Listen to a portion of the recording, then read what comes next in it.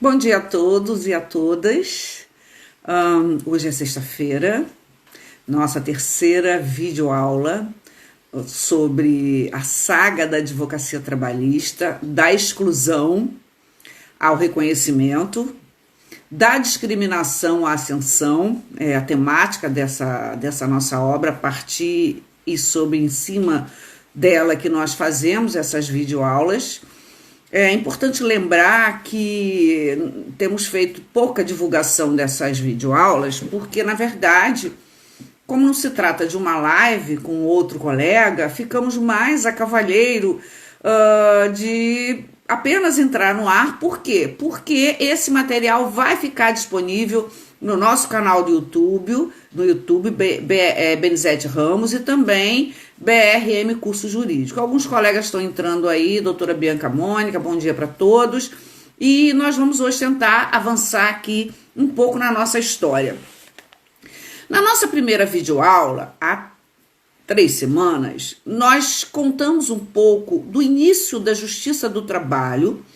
Nós resgatamos um pouco a história da Justiça do Trabalho na década de 30, na década de 40, a instituição da CLT, das juntas, doutora Débora bom dia, das juntas de conciliação e julgamento, ainda um braço do executivo. Nessa nossa primeira aula também, a partir dessa história da Justiça do Trabalho, da construção da Justiça do Trabalho, nós demos um avanço aí em alguns depoimentos, como Benedito Calheiros Bonfim, Celso da Silva Soares, para iniciarmos o que é o fundamento desse nosso debate, que é por que os advogados trabalhistas na década de 30, de 40, de 50, de 60, de 70, 80, sempre foram marginalizados, considerados advogados de segunda e de terceira categoria, e a Justiça do Trabalho chamado de mercado de peixe,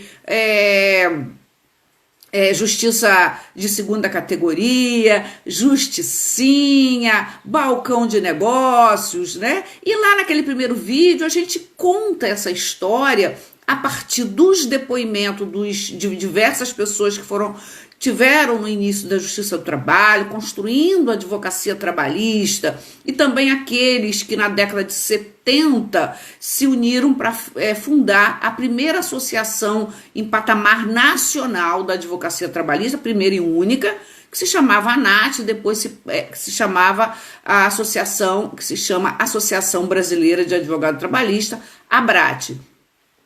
Então nós precisamos resgatar essa história para poder entendermos o porquê que os advogados trabalhistas chegam na década de 80 ainda como advogados de segunda e de terceira categoria. E lá a gente traz toda essa motivação pelo fato de ser uma justiça com juízes leigos, pelo fato de ser uma justiça onde a negociação sempre foi a prioridade, e isso hoje a gente verifica retornando aí como no Código de Processo Civil, na própria modificação da CLT, que a conciliação tem sido um desejo das sociedades contemporâneas. Muito bem. E na nossa segunda aula, nós demos um avanço aí em alguns pontos, focamos bastante nas tentativas de extinção da Justiça do Trabalho.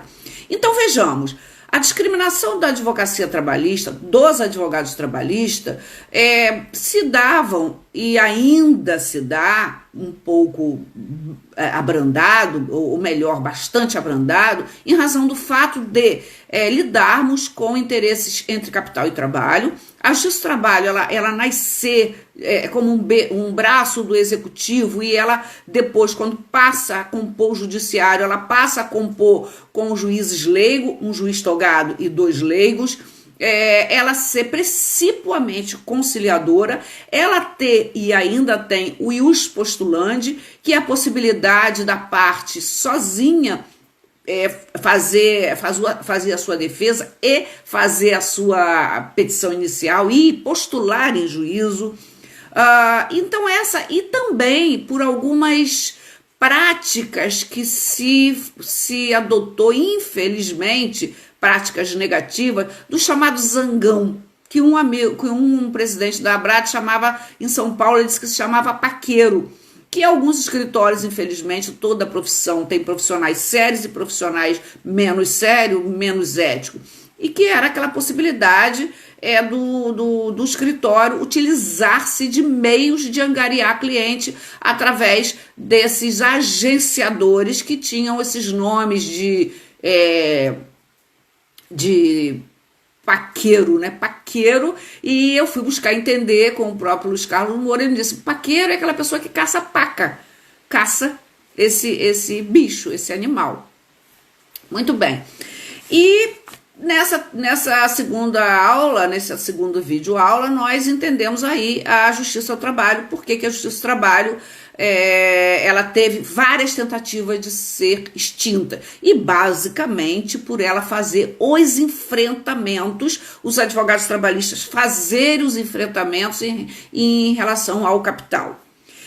E hoje eu vou fazer um foco em 2 pontos. Eu quero falar da luta da advocacia trabalhista organizada em relação à terceirização e a luta da advocacia organizada, a ABRAT, em face dos projetos que deram início à reforma trabalhista. E nesse aspecto eu quero fazer uma lembrança de que quando eu falo os advogados trabalhistas, eu quero lembrar que uma andorinha sozinha não faz verão. E a Associação Brasileira de Advogado Trabalhista, que nasce na década de 70, em 1977, tem seu primeiro estatuto em 1978, e hoje, esse ano de 2020, ela faria o 42º Congresso Nacional de Advogado Trabalhista, que são encontros que reúnem 1.500, já reuniu 1.800 advogados, que o interesse não é discutir exclusivamente o direito do trabalho, tecnicamente falando, mas discutir as questões políticas e sociais e econômicas, os braços que abarcam, né, e que dão sustentação ou que dão suporte às modificações da legislação trabalhista. Então, cuida-se nesses congressos nacionais dos temas que estão em pauta, dos temas que estão fervilhando no país. E eu provavelmente, na semana que vem, vou fazer uma finalização, fecho dessas nossas 4 videoaulas, falando dos temas que foram tratados nesses congressos nacionais de advogados trabalhistas, que ocorrem uma vez por ano, sempre uma vez em cada estado. É eleito aí o estado que vai ser o anfitrião desses congressos. E esses congressos que reúnem essa quantidade de advogados são exatamente os encontros democráticos em que presencialmente, como sempre foi, podemos discutir situações que impactam nos direitos sociais como um todo, e não só o direito do trabalho, o direito previdenciário, o Código de Processo Civil, o direito civil, sempre envolvendo os direitos sociais. Porque a luta e as 2 bandeiras da advocacia trabalhista institucionalizada a luta e resgate pela dignidade da advocacia trabalhista, do advogado trabalhista, e a luta pela ampliação e contra qualquer retrocesso de direitos sociais. Então, a par e passo dessas bandeiras, os advogados nacionais, sobretudo institucionalizados, reunidos por associações estaduais e essas, por sua vez, na Associação Nacional, na ABRAT, sempre tiveram muito atenta ao que está acontecendo no país, ao que esteve acontecendo no país e ao que está acontecendo no país. Por isso, em certas épocas, as lutas da advocacia trabalhista, elas são maiores, elas são mais intensas, elas são mais acirradas. E durante muito tempo a advocacia trabalhista, ela esteve unida, ela esteve de mãos dadas, ela esteve sempre irmanada nos ideais dos direitos sociais contra qualquer tipo de retrocesso. Mas, quando houve a Lava Jato, o impeachment da presidente Dilma, essa advocacia trabalhista reunida, ela começou a ter cisões internas. Essas cisões internas, elas vêm trazendo impacto nessa conjuntura. Bom, isso são dados históricos, eu não estou aqui contando historinha, eu quero dizer que essas nossas videoaulas, elas se pautam numa densa pesquisa que eu fiz por 3 anos e meio em documentos e em depoimentos de pessoas que construíram a advocacia trabalhista, que foram presidentes da Associação Nacional, Associação Brasileira de Advogado Trabalhista, ABRAT, e que, portanto, nas seus respectivos mandatos, era juntamente com a diretoria a pessoa que estava antenada em toda a problemática do país, em todos os estados e sendo o intermediador juntamente com a diretoria, mas sobretudo à frente de forma combativa de qualquer tentativa de governo, qualquer tentativa legislativa, qualquer tentativa do Supremo, qualquer tentativa do TST de trazer retrocessos. E eu falava na aula anterior do grande marco que foi a Constituição Federal de 4 de outubro de 1988, trazendo em diversos dispositivos, mas sobretudo o artigo 7º, que tem um caput maravilhoso, que são direito dos trabalhadores urbanos e rurais, dentre outros, aqueles que visem a melhoria das condições sociais. Aquele que visa a melhoria de suas condições sociais. Então, esse alerta, esse patamar, ele é um patamar mínimo civilizatório em relação ao trabalhador brasileiro. Bom, e hoje eu quero tratar de um tema, dentre os inúmeros que a gente aborda no livro, o tema terceirização. Por quê? Porque o tema terceirização, ele foi uma bandeira que ele perdurou de 2004, como bandeira da advocacia trabalhista organizada, ele perdurou de 2004 até 2017, com a chamada reforma trabalhista. Por quê? Em 2004, veio a lume um projeto 4.330 do deputado Sandro Mabel, do PMDB. A gente conta bastante essa história no nosso livro.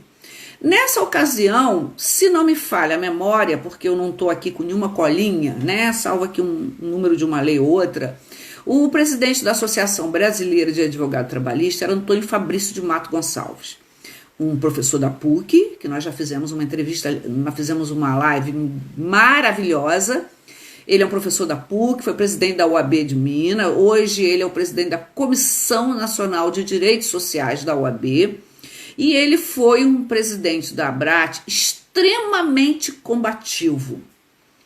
Foi na gestão de Antônio Fabrício que a ABRAT ressuscitou as revistas científicas, que estavam sem publicação, acho que mais ou menos há uns 20 a 30 anos, e na gestão dele nós fizemos a primeira, segunda, terceira, e fomos fazendo as revistas científicas da ABRAT, que passou a fazer parte da Advocacia Trabalhista Nacional.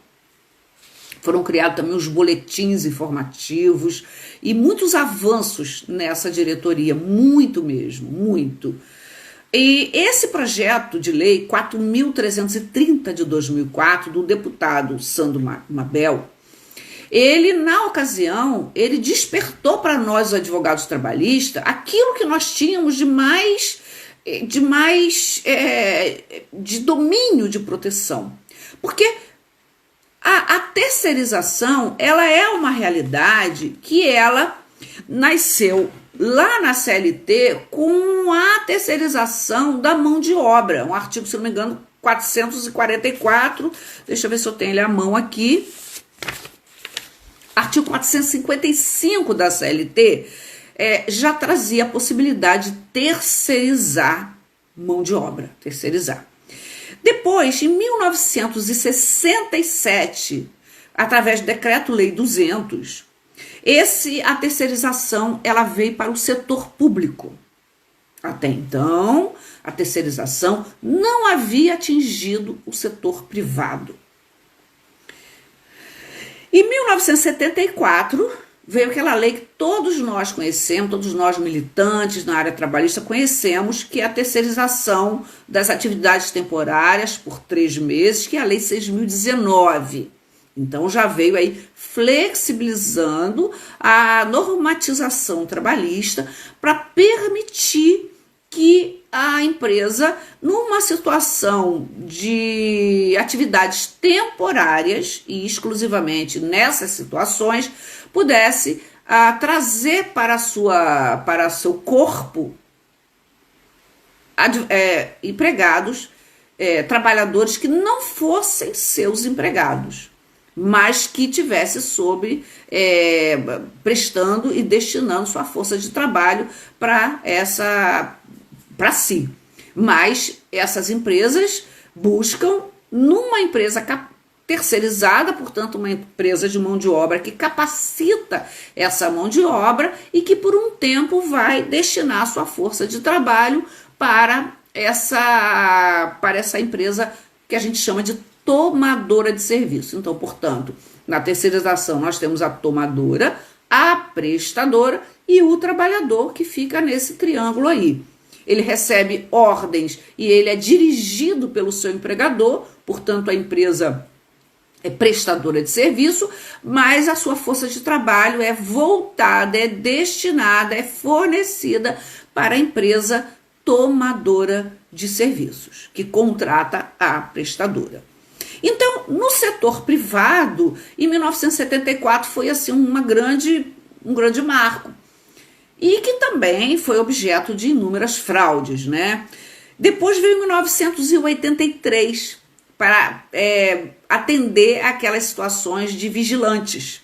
Então, 1983, mais um passo na flexibilização no que diz respeito ao empregado de outra empresa, que sempre foi considerado merchandising, prestar seu serviço, destinar sua força de trabalho para a empresa tomadora de serviço. Mas aqui nesse caso, até um pouco justificável, porque esses vigilantes eles são treinados, eles têm uma carteira própria de vigilante, eles fazem treinamentos específicos. Então, por exemplo, vamos tomar o setor bancário. É muito razoável que o banco ele cuide, não que eu seja muito a favor de muitas práticas bancárias do ponto de vista trabalhista, mas ele cuida aí de atividades tipicamente bancárias.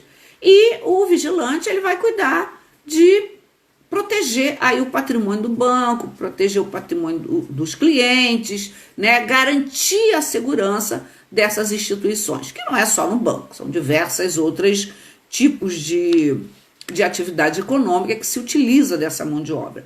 Então, portanto, no setor privado a gente tem o primeiro marco na CLT, depois de 1974, com a Lei 6.019, 1983, com a Lei 7.102, de vigilantes, e depois veio uma súmula, não é lei. O Tribunal Superior do Trabalho deu uma amenizada aí com a súmula 256. Mas, logo depois, essa súmula 256 de 1986, mas o grande marco de um avanço na flexibilização, ela vem com a súmula 331, portanto, na jurisprudência, súmula do Tribunal Superior do Trabalho, não é lei, mas ela vem trazendo aí outras formas de flexibilização, qual seja, nas atividades meios. Ela vem possibilitando que as empresas flexibilizem suas atividades meio através de serviços terceirizados, de trabalhadores terceirizados. Então essa súmula foi um grande marco, mas ela vem depois, ela sofre uma alteração depois para incluir essa súmula. Ela foi tendo assim vários itens, né? Ela tem vários itens para depois incluir a responsabilidade subsidiária da empresa tomadora de serviço, inclusive do setor público, inclusive de todo o setor público como responsável subsidiário dessa atividade. Se as empresas de terceirização não pagassem, não honrassem as verbas trabalhistas, tanto o setor público quanto o setor privado, tomadores de serviço, honrariam esses créditos trabalhistas. Então esse aqui é um breve resumo de um recorte da época sobre a terceirização, porque a gente vai falar que essa terceirização ela acabou se instalando aí com a lei, com a reforma trabalhista. Nessa ocasião, a ABRAT ela faz uma luta muito grande para que esse projeto, esse PL 4.330, eu inclusive escrevi bastante sobre isso, orientei algumas monografias dessa época para cá, e faço em alguns textos publicados, inclusive nessa obra também eu faço um resumo dessa luta que foi para que esse projeto, esse PL 4.330, que já era de uma terceirização mais ampliada, não fosse aprovado. Então foi uma luta muito grande da advocacia trabalhista. Bom, por que eu escolhi a terceirização para falar de advogado trabalhista? Por que eu estou escolhendo a terceirização, que é um tema de direito material, para trazer uma questão das nossas lives, que são lives históricas e sociológicas, faz essa interface aí com o direito do trabalho, a sociologia e a história.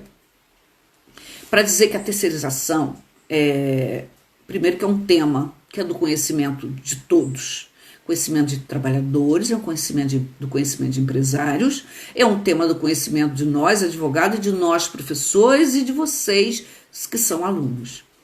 Então é um tema que tem um impacto muito grande na economia.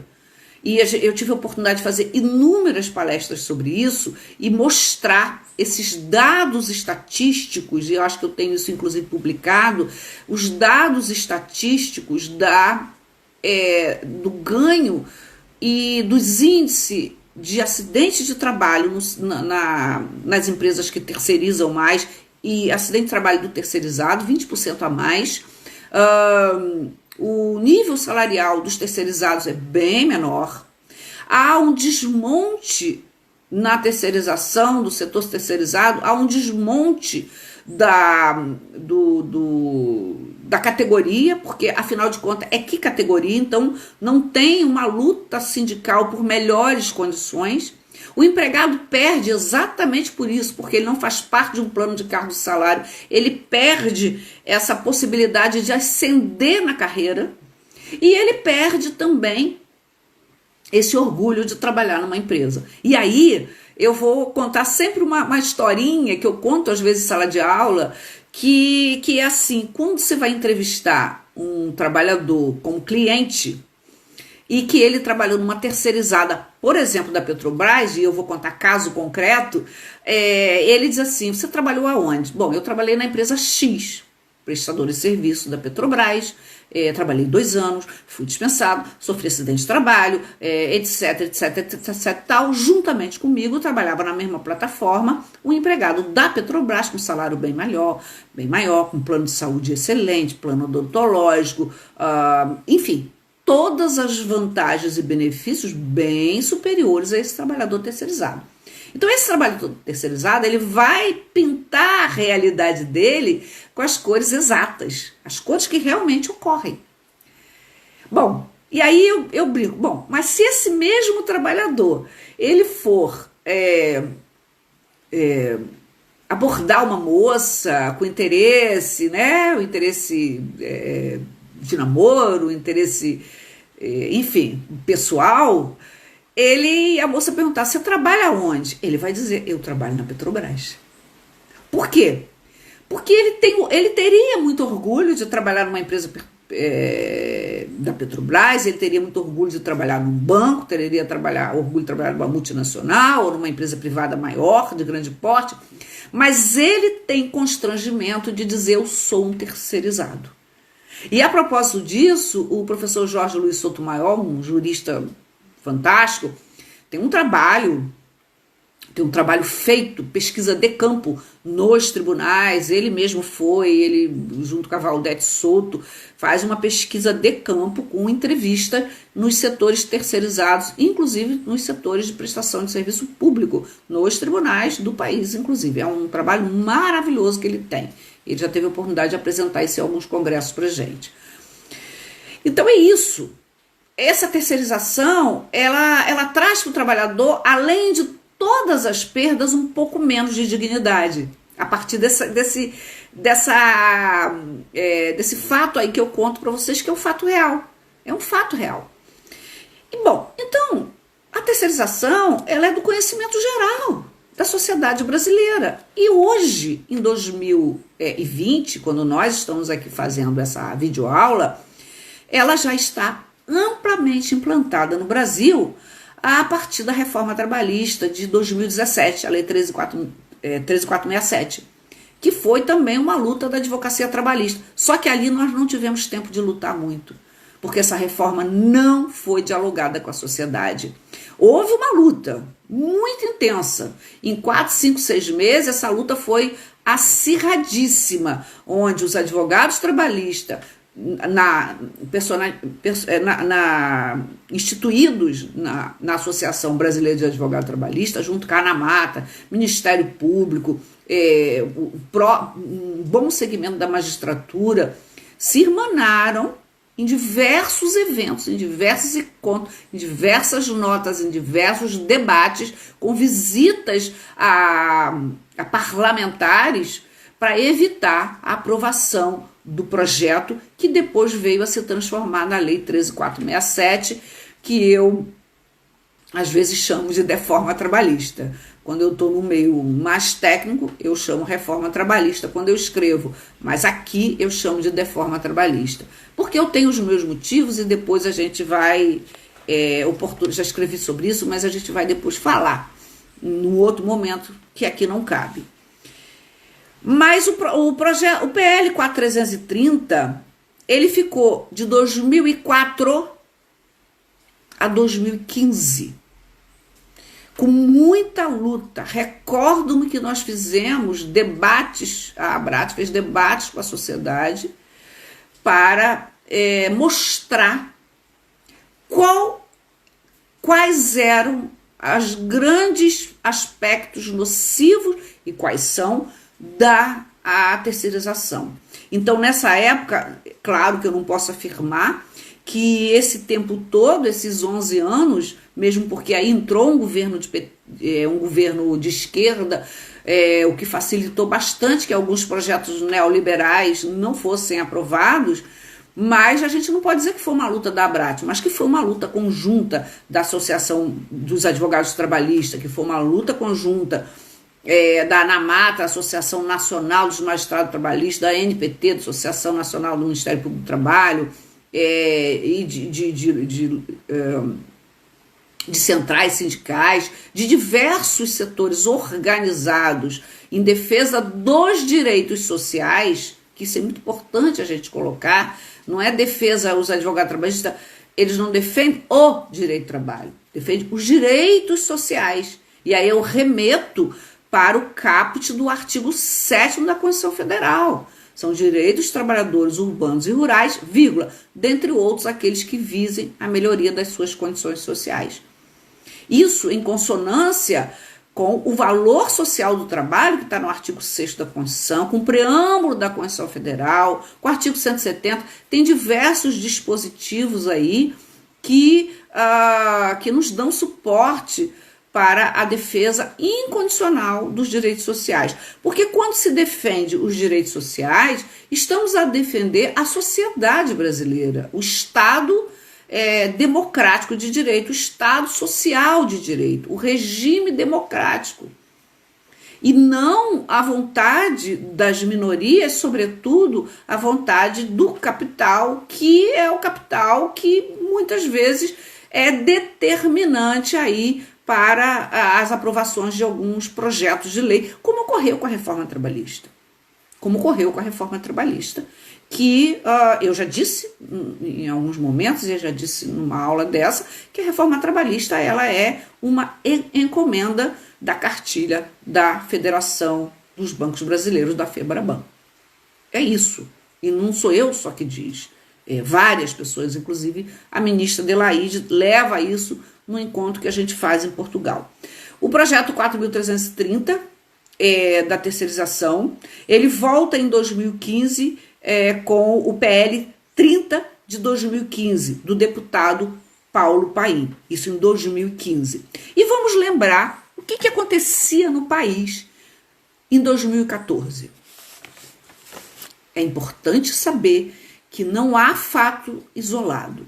Os fatos, as legislações, os projetos de lei, a ampliação, a implantação de um sistema de capital mais arrojado, de cobrança, ela se dá exatamente de acordo com a política, com a economia. Em 2014, se não me engano, em 2014 a presidente Dilma é eleita e em 2016 ela é impeachmentada. Se instala no ano de 2015 um processo de impeachment da presidente Dilma Rousseff do Partido dos Trabalhadores. Havia 8 anos o presidente Luiz Inácio da Silva permanecido no poder, e alguns projetos nessa época, eu não estou defendendo, não estou dizendo se é bom ou se é ruim, mas do ponto de vista histórico e sociológico dos direitos sociais, alguns projetos não foram à frente, como, por exemplo, o projeto da terceirização.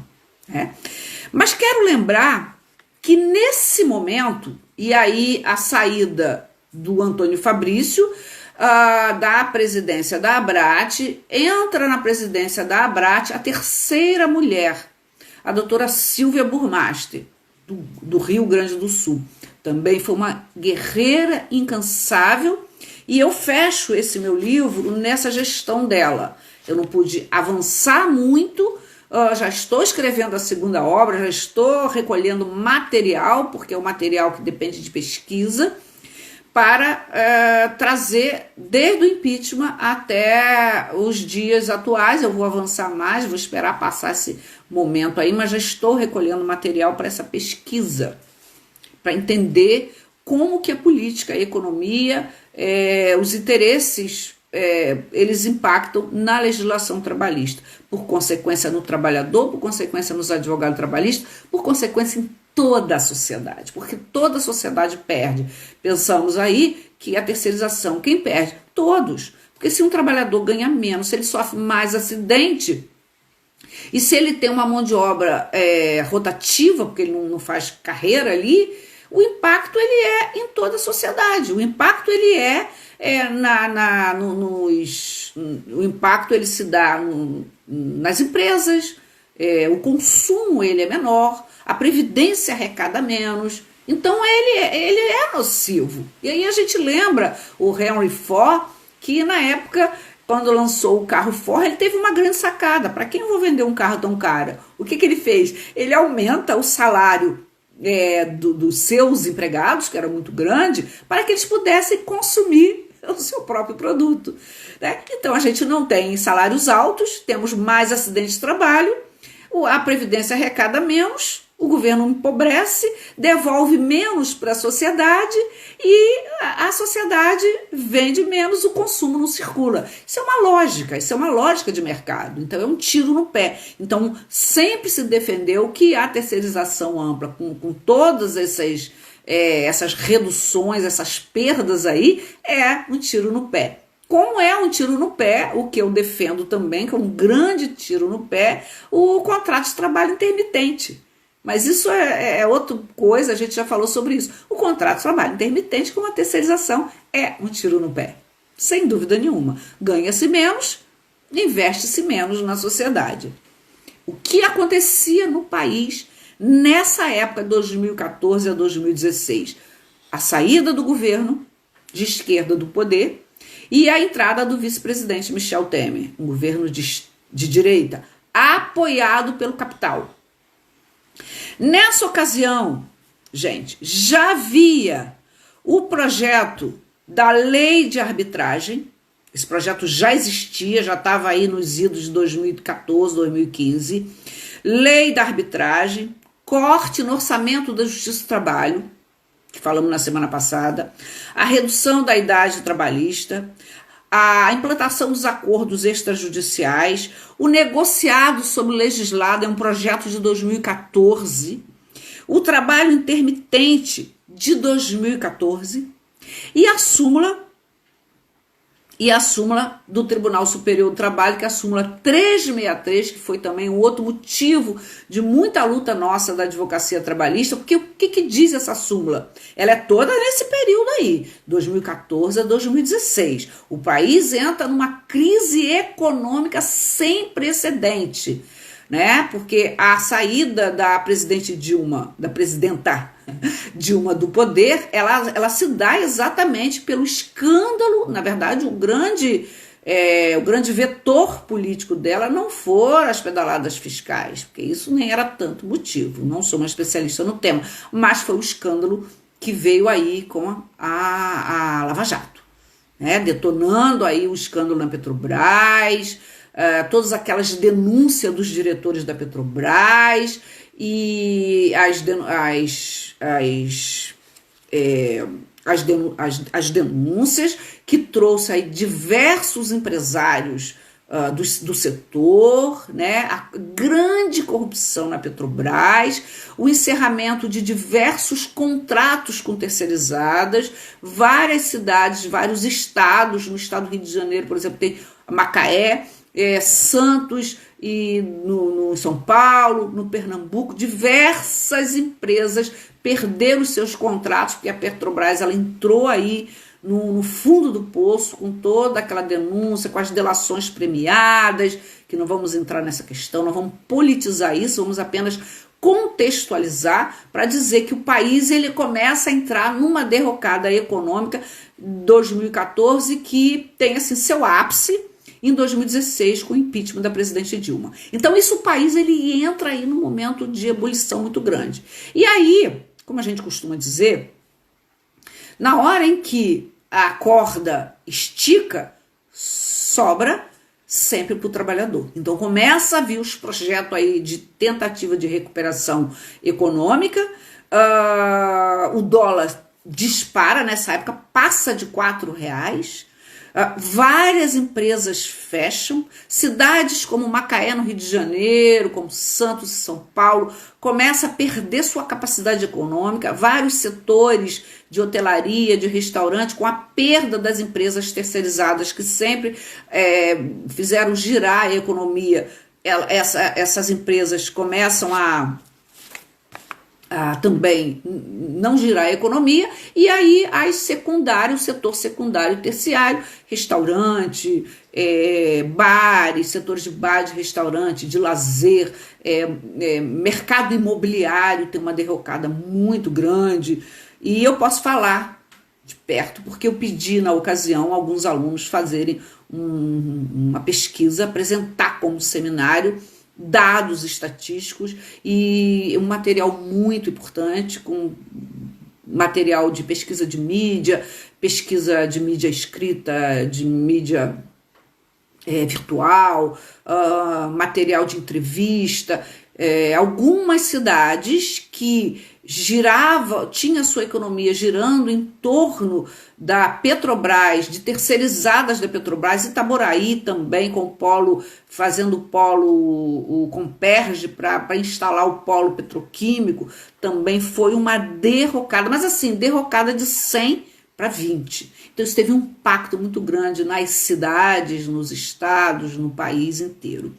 E nessa época, né, veio tudo. Corte do orçamento da Justiça do Trabalho, lei de arbitragem, redução, acordo extrajudicial, negociado versus legislado, já vem em 2014, o trabalho intermitente em 2014, a súmula 363, que traz a prescrição de 30 anos do Fundo de Garantia para 5 anos. É claro que não é um projeto de lei dos deputados, é uma jurisprudência aí que faz... que nós sabemos na Justiça do Trabalho, a jurisprudência ela é uma fonte formal muito importante. Em 2015 volta o projeto da terceirização, o PL 30, né? Nessa época também a Justiça do Trabalho amarga uma greve de 4 meses. Toda a Justiça do Trabalho do país amarga uma greve de 4 meses. Nós, advogados trabalhistas, mergulhamos aí nessa dificuldade muito grande, sobretudo não só a advocacia trabalhista, mas todos os setores, porque não saía alvará, as empresas não tinham como pagar, as penhoras eram... pouco exitosas, porque muitas empresas encerraram suas atividades efetivamente, algumas entraram em negociação, pediram falência, recuperação judicial, enfim. Vivemos de 2014 até 2017 um período de caos motivado por essa questão política e econômica, motivada, sobretudo, vou repetir, pela questão da corrupção na Petrobras, da Lava Jato, do Petrolão, corrupção na Petrobras, e aí o PT, né, nessa lama toda aí. E aí a gente entra numa recessão de 2014, numa recessão jamais vista. O país entra numa recessão muito grande, nós perdemos aí o grau de confiança no exterior, o país perde aí, desce 2 pontos nesse grau de confiança, né? E aí a advocacia, nesse momento, a ABRAT, ela entra numa cisão. O impeachment, a entrada de um governo de direita no poder, com o presidente Michel Temer, isso começa a mexer com a advocacia trabalhista. Por quê? Isso impacta só um minutinho. Opa, eu não posso botar o dedo aqui na frente. Isso impacta grandemente nas eleições das OABs estaduais. Alguns advogados da diretoria da ABRAT ou das associações estaduais participam de OAB. Nesse momento, os grupos de WhatsApp já começam, né, as reuniões, os debates pelos grupos de WhatsApp, e que começou, através dessas formas de se relacionar, também a ver aí as dissidências. E aí a dissidência nessa época, o problema da Lava Jato, o problema do impeachment da presidente, as divergências entre direita e de esquerda começa a trazer uma grande cisão para a advocacia trabalhista e que permanece até a data de hoje. A segunda eleição, mas sobretudo a primeira, onde há uma grande disputa e que essa disputa rachou a advocacia trabalhista nacional, ela se deu na última eleição, que foi eleita a 4ª mulher presidente da ABRAT, Alessandra Camarano, de Brasília. Nessa época tiveram 2 chapas e a disputa foi muito acirrada, muito acirrada. Mas o que estava por trás disso já era aí as divergências político-partidárias, as divergências ideológicas também, mas não só isso. Também, obviamente, isso foi assim o que incendiou, o que vinha incendiando desde as questões relacionadas ao impeachment e à Lava Jato, mas também a falta de, digamos assim, a insatisfação com algumas, claro, isso tem em qualquer grupo, né? A insatisfação da forma de gestão, etc. e tal. Mas, e aí nesse momento, em 2018, com a eleição muito acirrada, muito disputada. O Paulo Reis, um grande colega, um brilhante advogado, eu tenho ele num depoimento do meu livro, ele foi um dos fundadores da Abrat, um advogado magnífico, brilhante, ele disputa a eleição da Abrat com a Alessandra Camarano de Brasília. Então, Rio de Janeiro e Brasília disputa a eleição da Abrat. E a Alessandra Camarano, ela é eleita por uma diferença aí, o voto não é individual, o voto é por associação. O voto é por associação, cada associação tem direito a 2 votos, o presidente e o representante junto à Abrat. E ela é eleita com uma diferença aí de 2 votos. Bom, já tinha uma disputa muito grande, já estava, a advocacia trabalhista nacional já estava aí bastante dividida por causa das questões políticas do país, as questões econômicas e as questões de ideologia mesmo, entre direita e esquerda, entre posicionamento, entre Lava Jato, entre Lula, antilulista, e isso aí era um caldeirão muito, e ainda é muito quente. Ainda é, não, é. A par e passo disso, vem aí o projeto da reforma trabalhista. Nossa, o projeto da reforma trabalhista, ele também é uma luta incansável da advocacia trabalhista. Incansável. A advocacia trabalhista, como anteriormente, ela vai para o Senado, ela vai para as casas legislativas e ela tenta barrar esse projeto, ela faz movimento, faz protesto, fizemos movimento, fizemos cartas, fizemos congressos, os títulos dos congressos nacional de advogados trabalhistas, os títulos eles são sempre alinhados, e os subtítulos, e os temas, e os convidados, e os debates sempre alinhados com as questões que estão impactando no país.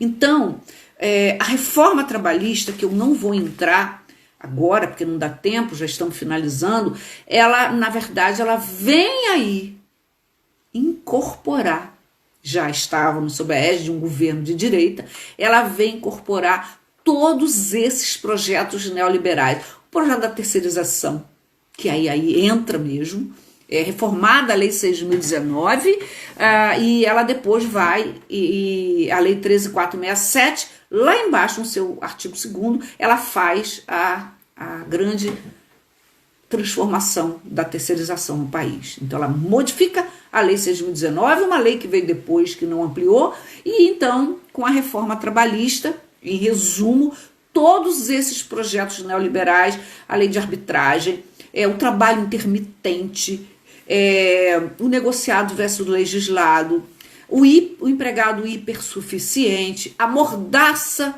na justiça do trabalho, a terceirização ampla em todos os setores, não mais, só para quem está entrando agora, não é mais somente nas atividades de meio, é em todos os setores. A terceirização com a Lei 13.467, reforma trabalhista, ela entra aí na vida brasileira e a gente ainda não sabe muito bem os impactos disso, porque ela entrou em vigor em novembro de 2017, então tivemos um ano de 2019 e depois, 2018, depois tentando aí resgatar aí a advocacia trabalhista, tentando elaborar as teses para as ações. O número de ação trabalhista cai vertiginosamente no ano de 2018, recupera um pouco no ano de 2019, não temos jurisprudência ainda, temos alguma coisa no Supremo, alguma coisa no TST, nas questões processuais, de honorário de sucumbência, mas a grande questão aí é que as súmulas do Tribunal Superior do Trabalho, elas não foram ainda atualizadas. Elas não foram, essa súmula mesmo, a 331, ela não está ainda atualizada. Eu sempre alerto isso nas aulas de graduação e de pós-graduação. Elas não estão atualizadas. Porque o Tribunal Superior do Trabalho já se reuniu, nós, advogados trabalhistas, participamos desse debate, o presidente da Abrat na época, e isso ainda não foi possível. A Anamatra também, vários, não foi possível, porque está esperando, por exemplo, ter uma ação do Supremo Tribunal Federal sobre a terceirização, que é uma ação de, se não me engano, de 2014, que empacou todos os processos de terceirização no país. Eu, por exemplo, tenho alguns que estão paralisados, está dependendo desse julgamento do Supremo Tribunal Federal. E aí veio a Lei 13.467, que tem várias, ela é eivada de inconstitucionalidade, como, por exemplo, a parametrização do dano moral. Ela é absolutamente inconstitucional e isso já tem sinais. O TRT da terceira região já sinalizou que ela é inconstitucional. Eu tenho essa matéria na pós-graduação da Cândido Mendes, que é reparação de dano moral. Então a gente dá 2 aulas sobre isso, 2 aulas densas com esse material. Então, a advocacia trabalhista, ela entrou aí, né? Ela sai desse caldeirão fervilhante do impeachment, da Lava Jato, de uma crise econômica. Claro que já tivemos outros precedentes, mas uma crise econômica que está nos afetando ainda, a nós, quando eu digo sociedade brasileira, cidadão brasileiro, trabalhadores brasileiros, advogados trabalhistas, segmentos econômicos, sobretudo os pequenos e os médios. A Petrobras ainda não se recuperou, esses setores, essas cidades ainda não se recuperaram, e isso impacta na advocacia trabalhista como um todo. Mas o fato é que, quando nós pensamos em nos recuperar ou tentar achar caminhos e criar tese aí dessa deforma trabalhista, a gente entra nessa pandemia. Então é isso. A advocacia trabalhista presente em todos os movimentos do país, a advocacia participativa na luta e no combate contra qualquer tipo de retrocesso, a advocacia trabalhista organizada, veiculando as suas posições e lutando arduamente em diversas possibilidades, em diversas frentes, seja escrevendo, seja fazendo revista científica, seja fazendo palestra, seja fazendo aula, organizando os congressos de 1.800 advogados, participando da Comissão Nacional de Direitos Sociais, do Conselho Federal da OAB, que a advocacia trabalhista já ocupa essa cadeira desde 2002, 2004 mais ou menos.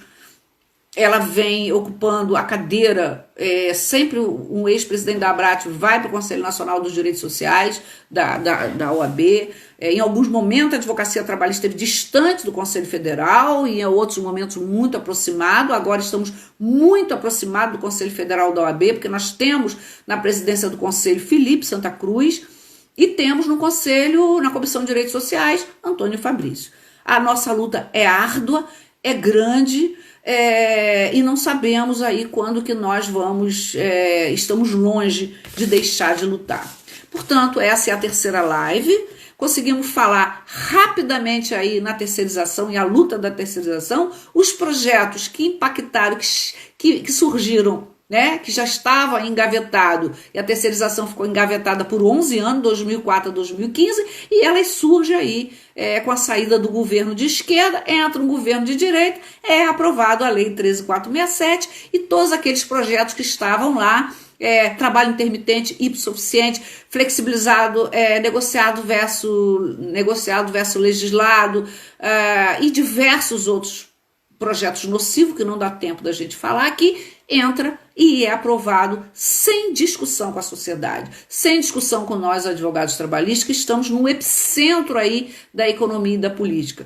O que eu quero dizer com essas lives?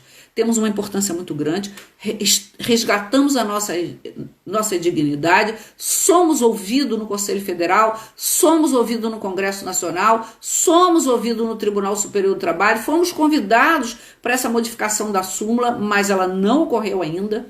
Estamos com as súmulas desatualizadas, em desacordo com a reforma trabalhista, ou seja, a Lei 13.467, num compasso de espera para ver o que vai ser declarado constitucional ou inconstitucional.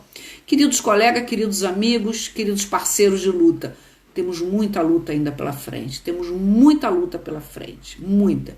E quero convidar vocês para o nosso curso Provas no Processo de Trabalho, BRM Cursos Jurídicos. Essas lives vão ficar salvas no nosso canal do YouTube, Benizete Ramos, e também vai ficar no nosso Instagram do curso. Instagram do curso, não meu pessoal. Semana que vem eu vou fazer a última live com um aspecto histórico histórico e vou ler os depoimentos desses pioneiros da Justiça do Trabalho, desses presidentes da ABRAT, desses guerreiros, desses lutadores. Divergências existem todos, onde houver grupo, onde houver pessoas, existe divergência. Mas o importante é não perder o foco, não perder o propósito maior, que é lutar pelos direitos sociais contra qualquer retrocesso e jamais impedir que nós voltemos a ser advogados de terceira categoria. Estamos longe disso, nós somos de primeira grandeza, a advocacia trabalhista é de primeira grandeza, a justiça do trabalho é extremamente importante e vamos continuar lutando para que ela não seja extinta. Gente, até lá, muito obrigado por essa participação e tá salvo lá para quem não ouviu. Até a próxima e vamos sair vencedores dessa, mas na luta. Até a próxima.